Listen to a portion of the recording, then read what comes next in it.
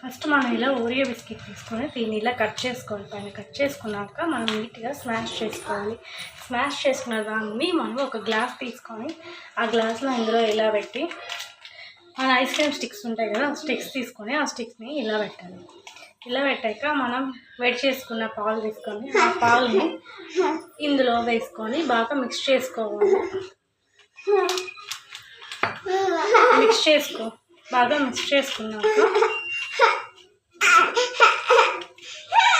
మన పిల్లలు రెగ్యులర్గా ఐస్ క్రీమ్ అని మనం బాగా విసిగిస్తా వాళ్ళ ఐస్ క్రీమ్ చాలా ఇష్టపడతారు కదా. సో మనం ప్రిపేర్ ఈజీగా చేసుకోవచ్చు. ఐస్ క్రీమ్ని ఇలా చేసుకొని ఇలా బాగా మిక్స్ చేసుకున్నాక దీన్ని ఫ్రీజర్లో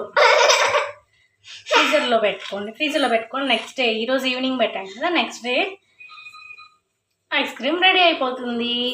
టుమారో వీడియోలో నేను ఐస్ క్రీమ్ ఎలా వచ్చిందో మీకు షేర్ చేస్తాను.